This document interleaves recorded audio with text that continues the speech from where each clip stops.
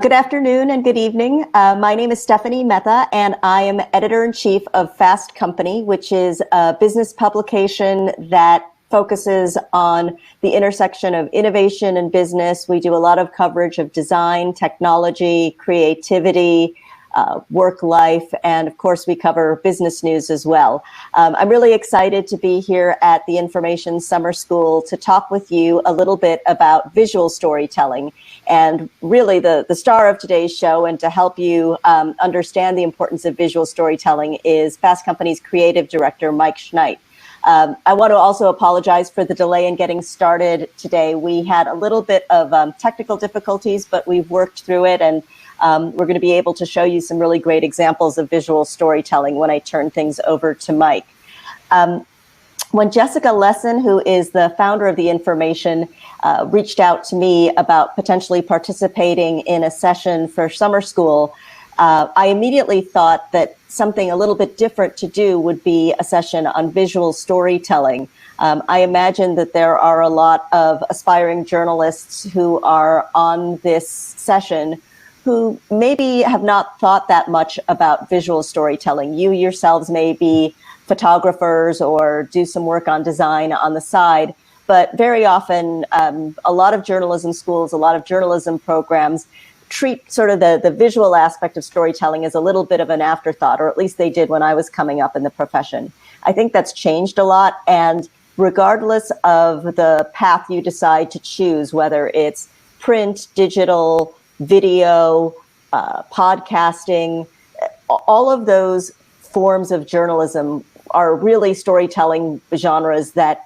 can be enhanced and made better and made clearer for your readers with the help of really great visual storytelling. And after Mike's presentation, I'm going to talk a little bit about the ways that you might think about enhancing your own visual storytelling skills as a way to really help your careers.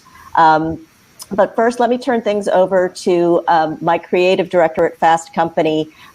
Mike is truly a partner to me. A lot of the decisions that we make about feature writing, feature storytelling, things that we do for the website, activities that we plan for our live journalism platform, are very much done hand in hand and in collaboration with Mike and his team. And it just, I think, underscores what we'll talk about later, which is the importance of editors and creative directors working really hand in hand. So let me turn it over to Fast Company creative director, Mike Schnaidt. Thanks, Stephanie. If you wouldn't mind queuing up the presentation, I'm just going to give it a second to load here.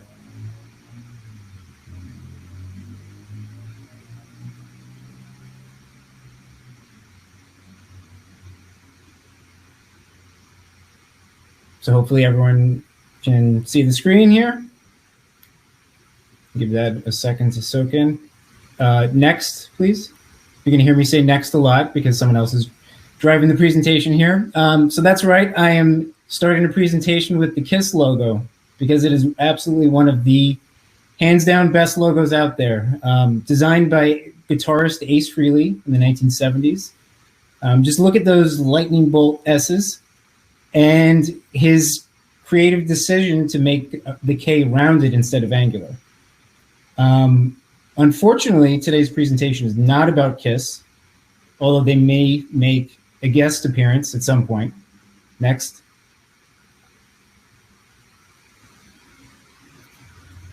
So my first experience with design was actually when I was in 8th grade. I took a class called Technology. And in this course, we were to design a maglev train, a model rocket, and we even grew plants hydroponically. Now, the very first day of class, my teacher, Mr. Heberlein, kind of drew crudely the KISS logo on the board. And it was because of this motto, keep it simple, stupid. I don't really remember that much from 8th grade or most of high school, but I do remember the idea of simplicity, and I've carried it through my entire career. Next. So I'm Mike. I'm the creative director at Fast Company, and along with Stephanie and our team of editors and my team of art directors and photo editors, we tell stories visually. We make decisions together on whether we're going to use photography, illustration, infographics, or maybe just typography. And there are many different fun ways to mix them. Next. But I'm a visual storyteller, but we all are visual storytellers. And that's the most important thing to remember, is whether you are an editor, you're a researcher, you're a writer, you're an illustrator, you're a visual storyteller. And it's super important to understand how to use all those different tools, even if you're not the person drawing things. Next. So now I want you to meet Paul. Oh, wait, next. Not that Paul, not Paul Stanley, the lead singer of Kiss. Next. Paul Rand. Paul Rand is one of my favorite art directors, and he's the reason why art and edit work the way we do today. Next. So before Paul's time, around the 1940s, the way it worked is copy departments would write all the text, and then they would then hand it off to art departments who had to create visuals based on whatever text they gave them. The results were advertisements like this for like skinless hot dogs, which were absolutely mortifying. And the visual solution was oftentimes very, very convoluted. Next. Paul's method was bringing in fine art and utilizing any type of fine art, from Dada to collage to surrealism, whatever it took to solve the visual problem. And he believed that the visual department should be there from the start, along with the copy department. So you had results like this highball ad here. So I don't know about you guys, maybe it's because it's after 5 p.m. here in New York, but that makes me want, I want to drink a highball. I definitely do not want a skinless hot dog. Next. Paul went on to do some incredibly iconic work for IBM. That's some of my favorite. The piece on the left here is a great example of visual storytelling. You know, for this logo, you only need one letter to understand it's the IBM logo. He carried on this tradition of graphic simplicity, as you see on the upper right here, through bold color and shape. And this work is timeless. And if you look down at the bottom right, that's work from today. IBM has carried through Paul's tradition of graphic simplicity. Next.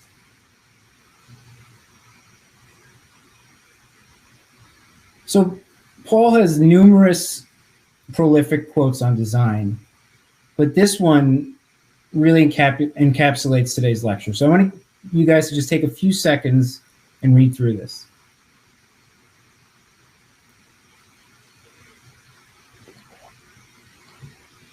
Now that last part that I've highlighted, design is so simple, that's why it's so complicated, is especially poignant.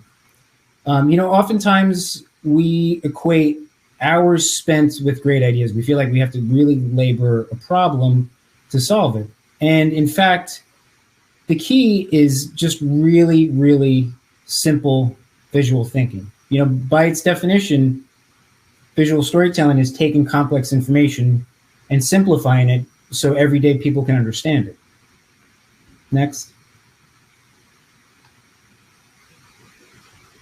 So today I want to talk to you about 7 different ways to simplify your thinking and how that can be applied to visual storytelling. I'm going to share some examples of work we've done at Fast Company so you can really get a strong understanding of how to use those tools of typography, illustration, photography, and infographics.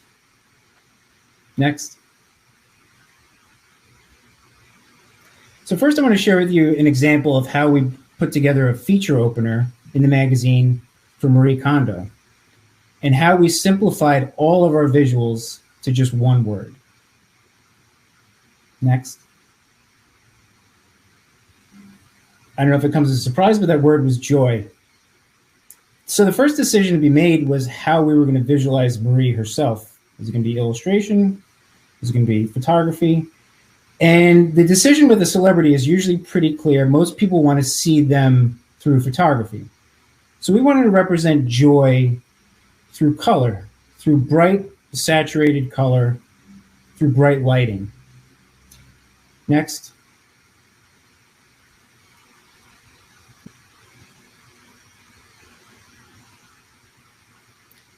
So we hired photographer Kara Robbins to shoot a series of portraits of Marie in studio. As you can see here, she's wearing this awesome deep orange tomato shirt, which contrasts with this light powder blue background. And I don't know about you, but those colors bring me joy. And I absolutely love that chair she's sitting in. So, you know, we weren't showing joy in terms of like big smiles or cheeky concepts, but just through simple terms of color and lighting. Next. Next, Stephanie's editors came up with this headline, Joy Meets World. It's a pun off of the TV show Boy Meets World. And that pun sparks joy in a different way because the reader now makes that connection, gets the joke, and hopefully gets a little laugh out of it. Now, this was an awesome headline, and this headline stressed me out because it was so good. So it was now the art department's job to come up with a design that was equally as good. Next.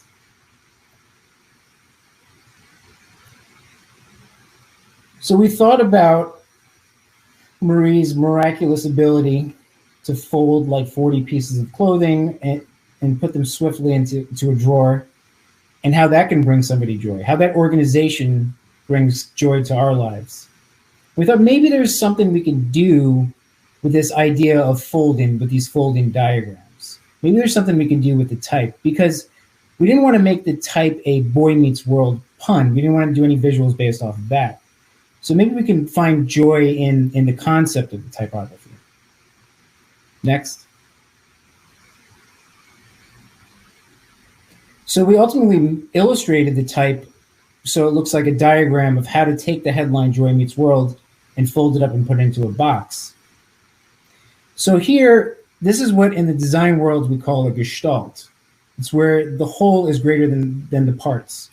So you have a photo that brings joy through color. You have a headline, which brings joy through a pun. And then you have this illustrated typography, which brings joy through a concept. Next.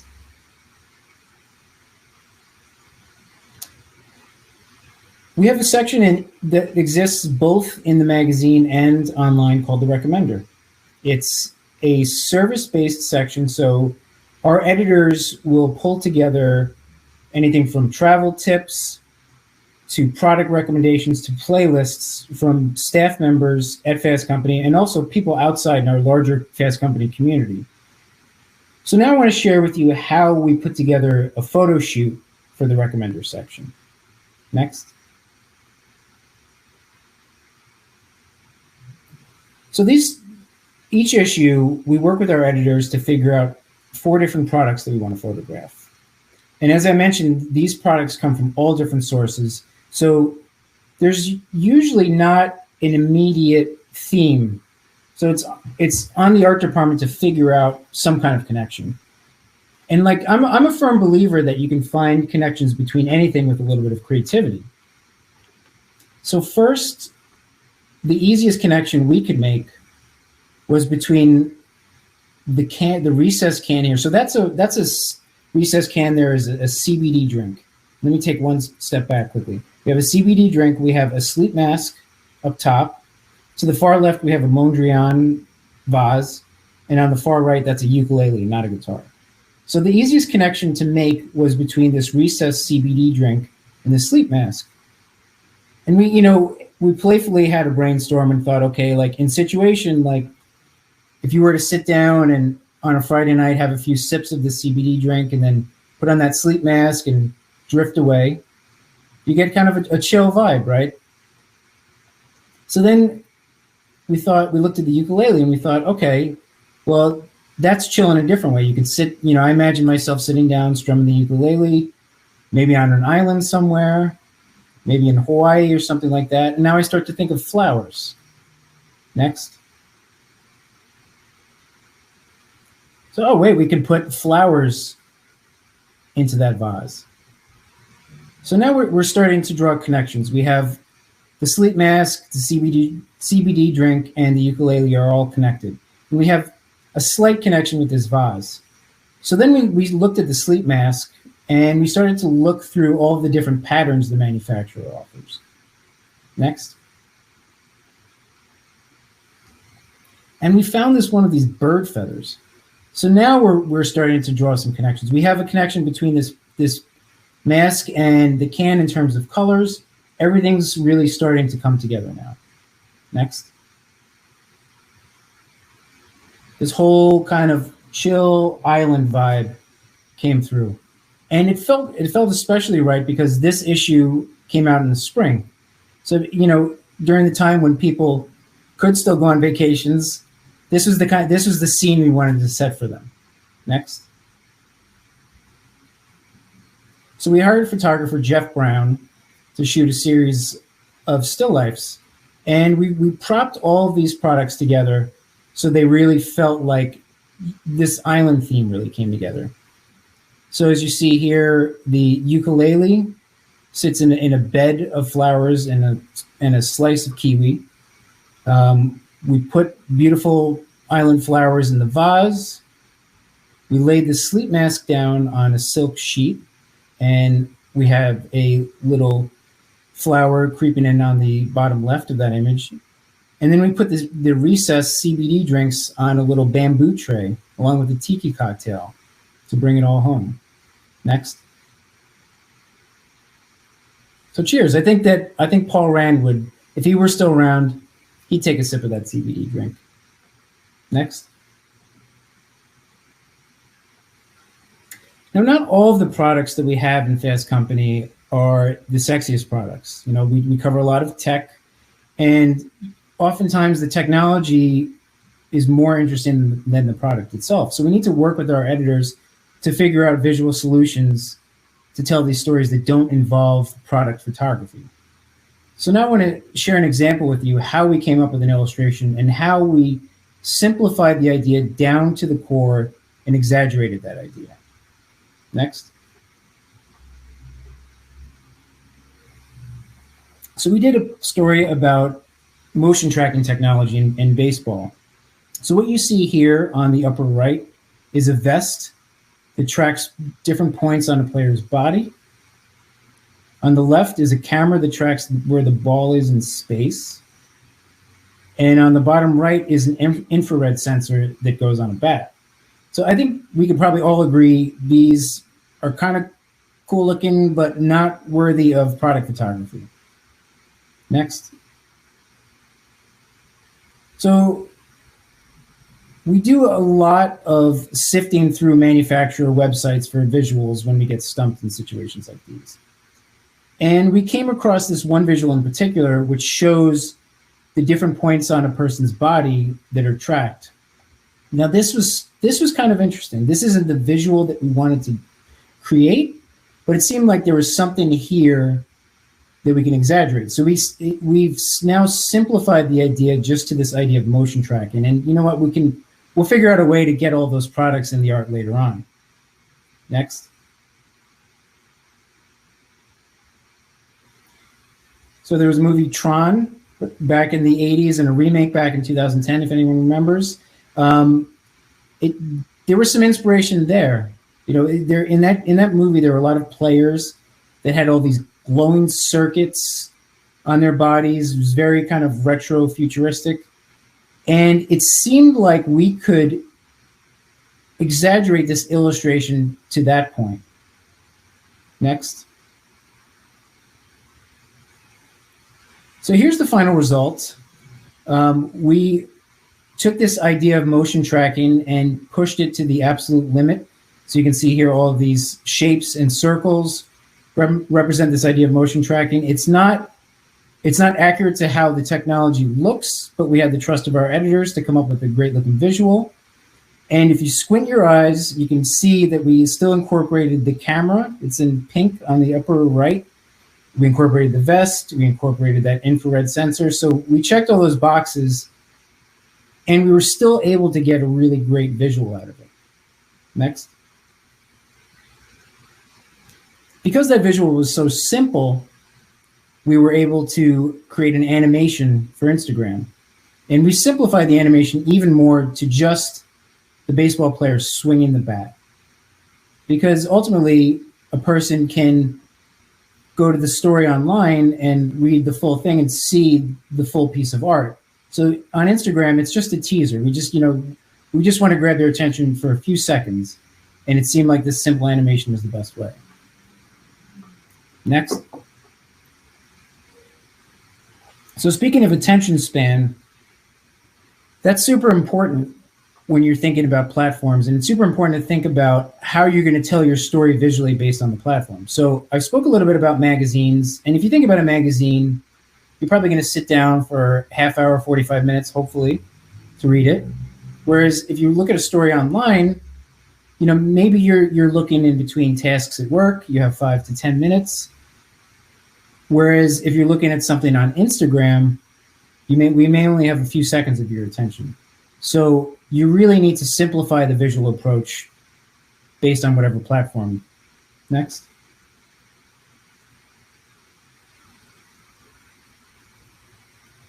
So not too long ago, we did a story on Oxfam's annual report on income inequality, and the year's theme was women.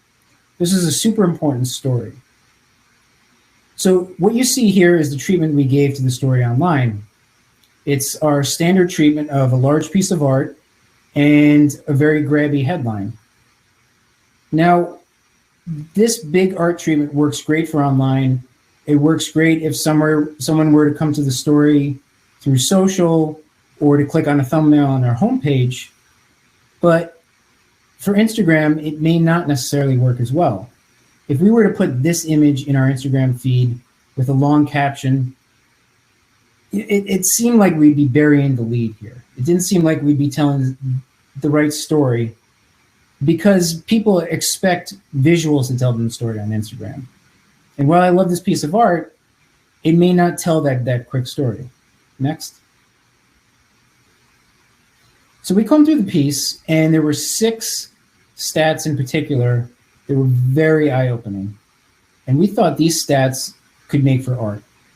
So we wanted to use the tool of data visualization, meaning turning these stats into pie charts or bar charts or fever graphs, just a quick visual way for a user to get a sense of the information. Next. So these are a few slides from what we created for Instagram. So we used pictographs, large number, that 200 million, and pie charts like that 42% on the far right to tell the story. We really, really trimmed the copy down because we only have a few seconds with people. And if you see here, these are 3 sequential slides. So you'll notice there's kind of a diagonal bar that bounces across. This is by design because we've created this as a slideshow. We are now asking for a couple more seconds of the user's attention. So this is a design feature that encourages them to continually swipe through. So all decisions are made based on the platform here. And it's a completely different visual approach than what we did online. Next.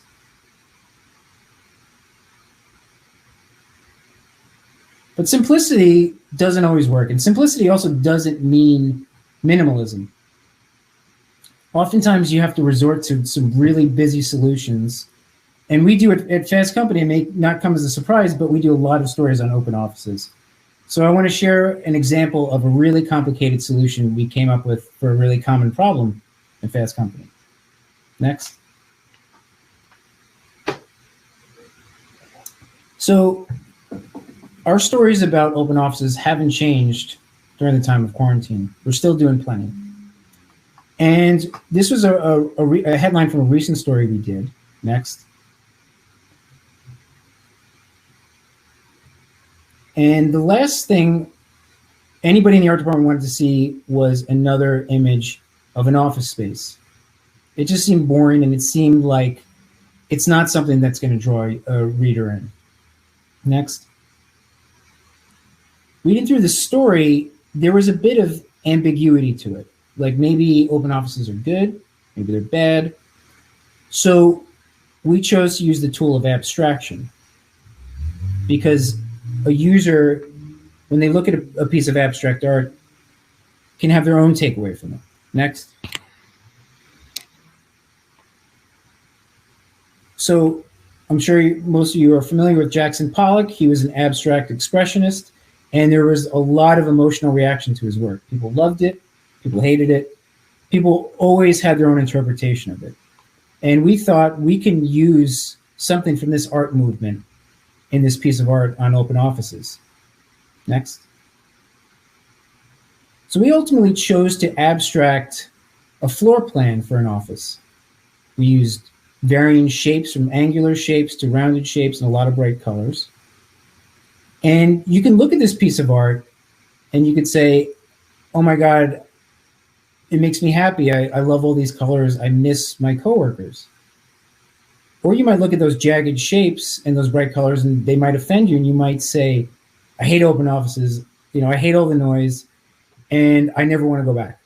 So because we used abstraction, people could have their own emotional reaction to the piece of art and drew a closer connection. And it also allowed us to do a surprising art treatment for a pretty common story. And again, thank you to our editors for trusting us. Next. Now, as I mentioned in the beginning, a lot of times we labor problems and we think we need to spend a lot of time. And I'm one of them. I mean, there's plenty of times I spend hours thinking about something.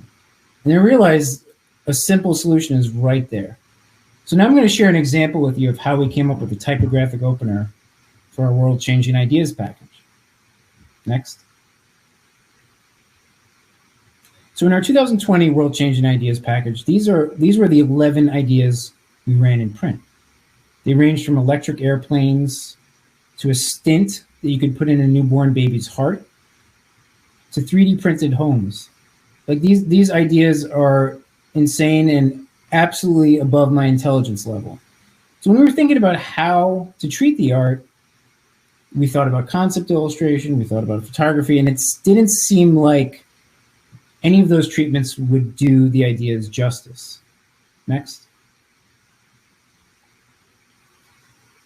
If you look back to that simplicity that I introduced from Paul Rand in the beginning, just shape and color, it seemed like there was something there. And in fact, like the words themselves listed here are super interesting. And we realized like this could be the solution. We could just run the words on an opener. Next. So we chose a rounded typeface and a series of bright colors to represent positive change. If you think back to what I said about Marie Kondo about utilizing a word for your visuals, our words were positive change here. So, you can make anything work with a little bit of imagination and a reason behind it. Next.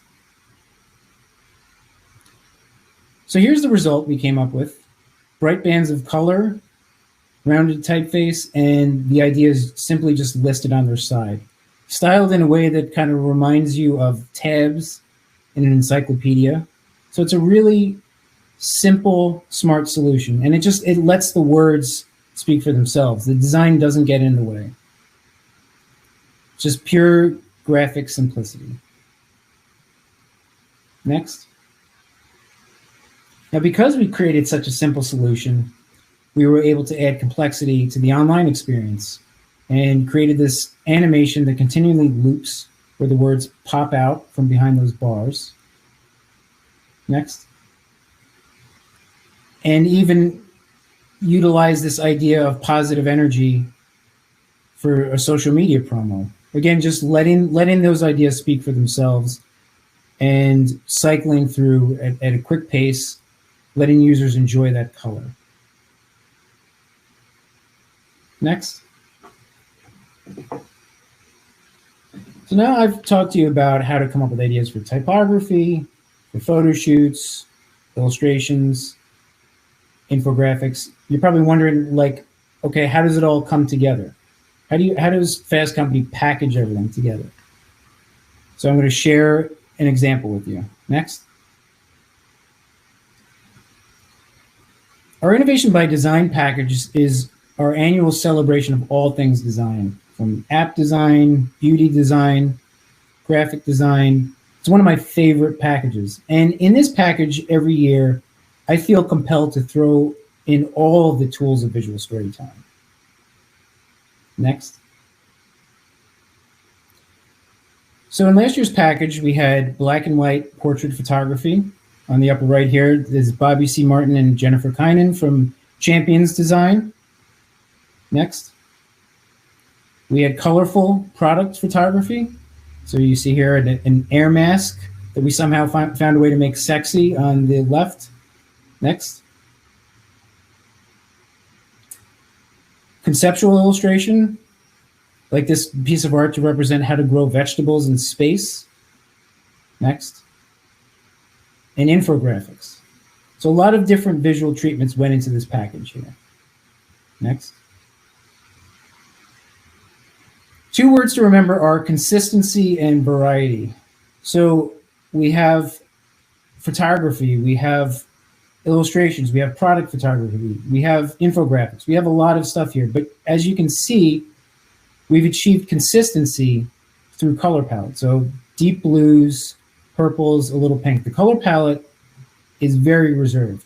All the photography is black and white, even though they were all shot by different photographers. So they sync up with that type opener that you see on the upper left. So a lot of different variety, but they're held together through a consistent color palette. But this isn't a scientific formula. Next.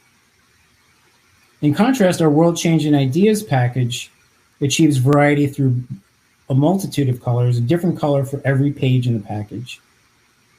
There's a lot of variety in the typography as well. You can see varying sizes.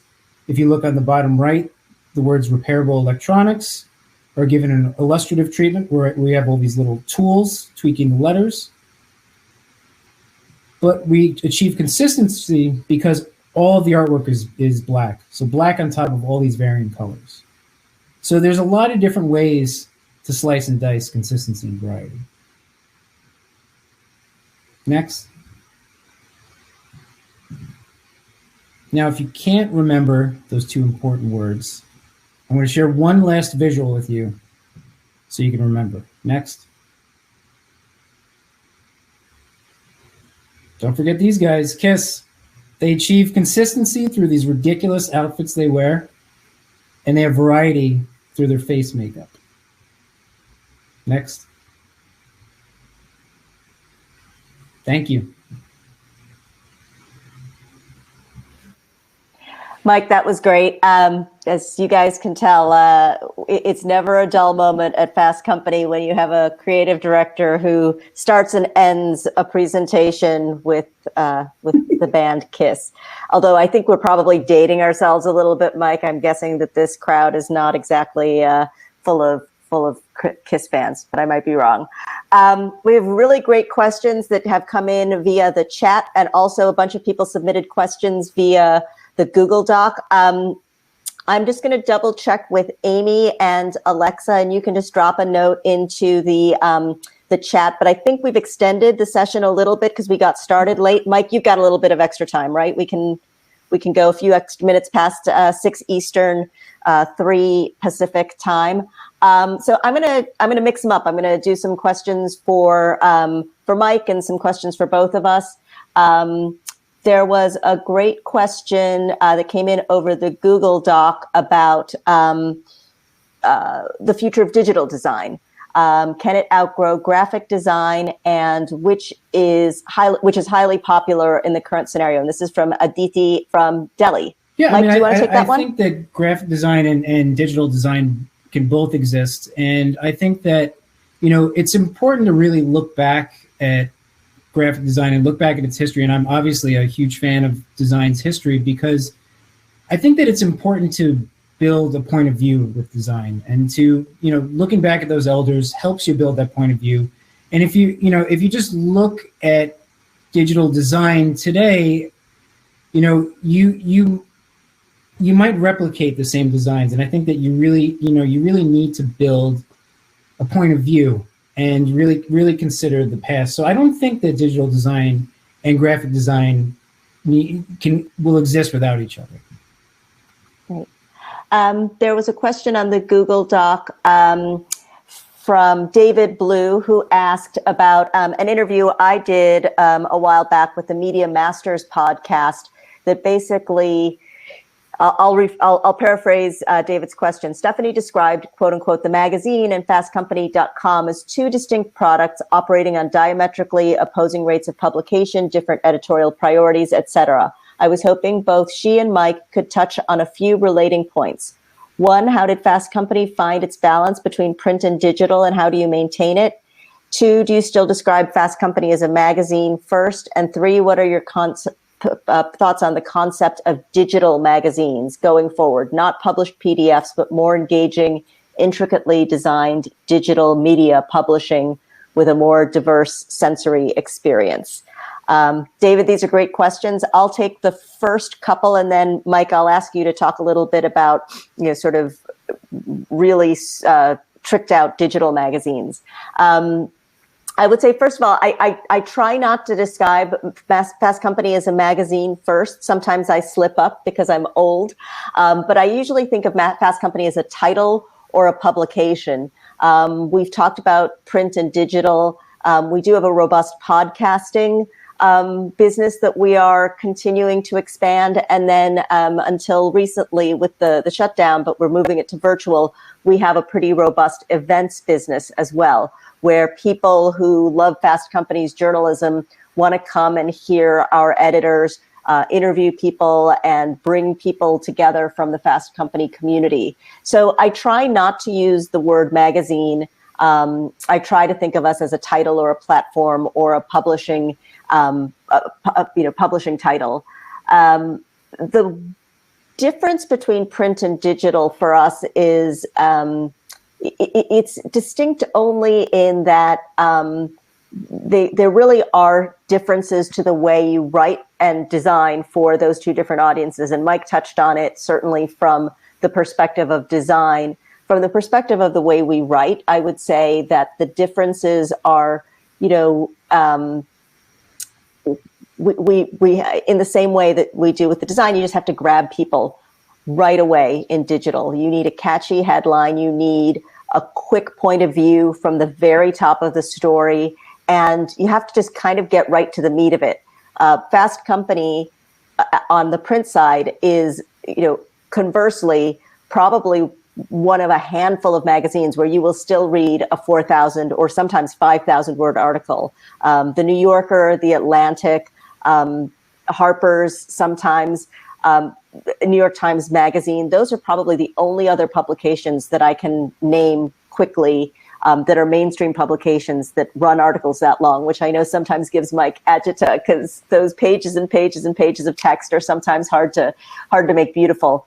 But when you have that kind of space and that kind of time with a subject and a story, you don't have to grab people with the lead. You can paint a picture with your words and give people time to sort of lean back. The last thing I'll say before I turn it over to Mike to answer the question about digital magazines is that we hear over and over again that our publication is one that people love to buy at Kennedy Airport and take with them on their flight to Los Angeles or their flight to San Francisco. So that means, we're with people for sometimes, I'd love it if they were reading us for the full 6 hours of the flight, but oftentimes they're engaging with us for an hour or more. And so we have the opportunity to take our time with the storytelling. Mike, do you want to grab the question about digital magazines? Yeah, I mean, I think that the beauty of the magazine experience is that you have somebody's attention. You have hopefully somebody's undivided attention. We've seen some great visual storytelling from like the New York Times and from Huffington Highline online, and great uses of infographics and illustration and photography in innovative ways. I'm excited about what Apple is doing with their News Plus platform. 10 years ago, we worked on iPad, and I think that the issue with working on iPad is magazine makers were looking at it as we were looking to just translate the print magazine, and that's not the case. With the digital platform, there's so many other opportunities. You can tell stories through animation. You can tell there's so much more you can do with interaction that there is opportunity to take advantage of the platform I just think that, the technology needs to catch up a little bit to allow us to do all of the magic that we do in magazine making. So I'm excited for what's out there. I think that we just, we have a little work to do. You guys are asking really great questions in the chat. Mike, I'm going to blaze through a bunch for you. There's a lot, so if we could keep the answers short so that we can get to all of them. The other thing I was going to ask Alexa and Amy is if you guys want to capture some of the questions, Mike and I can answer them. We can type up answers and send them back to people if that's a possibility too, because I worry that we're not going to get to everything. Mike, Ufan asks, I know that different typefaces communicate different things, but outside serif for print and sans serif for online, I don't know how to choose a font for a moment. What's a few good rules? I think a few good rules, the way I always start is I write down a few words of what I want to communicate and just look around at typefaces, look around at sites. There's a site called Fonts in Use that I look at, and I try to see what typefaces align with those particular attributes I'm looking for. So I would look online. I'd broaden your scope of sources for typography and just look around, and I think that'll help. Say the name of that site again, Mike. It's called fontsinuse.com. Fonts in Use. Great. Katrina asks, how do you consider accessibility in your design ideas? Well, one thing to think about are colorblind folk, and we of course use a lot of color in our design. So, that's a strong consideration as well, and a limitation that we oftentimes have to work around. And then I'm going to do one more question from the chat. Charlie Vargas asks, what programs do you use for design? We use pretty much anything Adobe: InDesign, Illustrator, After Effects, Photoshop, and Bridge to keep all of our files organized. Great. Yeah, and Carson asked, do you use After Effects for your animations? Is that our primary? We use After Effects, and we even use Photoshop for simple animations to create GIFs. Like those world-changing ideas, GIFs that we created for Instagram, were all done on Photoshop. I'm going to go back to some of the questions from the Google Doc, just to be fair. How do you see the rise of making it easy to put up a website, WordPress, but now static site builders, influencing how magazines and other things of that nature get started? And that's from Lars in Westchester. Mike, do you want to take a stab, and then I'll talk about it maybe from the business perspective? I mean, I would say from like the launch in a magazine perspective, like, sure, I mean, anybody can start a website, can start a magazine now, but I think the most important thing is having something to say, and having something to say from the editorial perspective, which Stephanie will talk about, but also from a visual perspective. Yeah, and I would just add, I mean, just to echo what Mike was saying, before we started this session, we were talking backstage, and I'm so optimistic about the future of journalism. I know that some of you students may be hearing from people, your peers, your parents, your friends, saying, is that really a profession you want to go into? I'm really bullish about journalism. I think we're seeing some of the best work our profession has ever done. And I do think there are lots of great opportunities for aspiring writers, and the ability to start a blog, to start an online magazine, even if it's just to practice your writing, even if it's not something that you intend to have as a money-making endeavor, but it's a place where you can practice the craft of writing and practice the craft perhaps with one of your friends about matching words with visuals or matching words with photography. I think that, particularly today when internships are scarce, and where, you may have some time on your hands because a summer position fell through, or you're not sure if you're going to be able to go back to school in person in the fall. Like, if you have the wherewithal and you have the luxury of being able to start something in your spare time, I feel like, that's your internship. That's your resume builder. Like, I would absolutely look at someone's link if they sent me that as part of a job application. So I think for students, it's a great opportunity as an opportunity for storytelling, it's been really interesting. And you guys had Ben Smith on a couple of days ago. He did a column for the New York Times about the rise of newsletters, where really, really sophisticated journalists who've been covering a niche field for a long time have been able to, in some cases, I think there's a couple of these newsletters that have purely from subscriptions, no advertising, no sponsorship dollars, but just from people who want to pay for their work, they're clocking six figures. And, again, these are people who've been covering the Environmental Protection Agency for 20 years, or people who have a real area of specialty. But I do think it's opening up new business models, and it's a great way as an early career journalist or an aspiring journalist to practice working that muscle. I'm going to try to get to a couple more questions. Let's see. Noelle asks in the chat, where can we learn more about graphic design? You're making me wish I knew more. I actually live not too far from Columbus, Indiana, which is known for architecture. I've heard the name Paul Rand before. I took some graphic design courses in high school and college as electives, including a typography class. Mike, what sources would you recommend for people? I'd recommend going to a site called designspiration.net, and I'll drop a link in the chat here. It's a great source for just looking around at designers, and they're all tagged by the sources. So looking around, seeing what resonates with you, and doing research on those designers. And I would look. I think there's some really great design firms out there. There's Work & Co., Collins, HyperAct, and Open.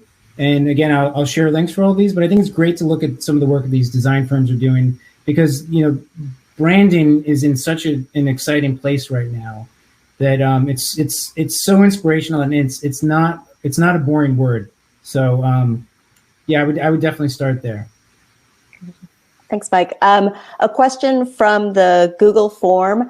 How to stand out in terms of design and influence in today's competition? What steps do media companies need to take to stay relevant? Mike, do you want to take a stab at that from a design perspective, and then I'll try to answer it from a more holistic Fast Company point of view? Yeah, I think that companies need to really utilize all these visual storytelling tools that we've talked about, and really embrace them, and really embrace all that we have to offer, and to not just get in the rut of churning out articles through the same template. I just think about it from your point of view. Think about your audience specifically and what they want to see, and we do a lot of that at Fast Company. And because we have, our audience loves design, we're in such a wonderful place that we really get to cater to them. So. Yeah, and I would say from my point of view, and I think Mike probably feels the same way.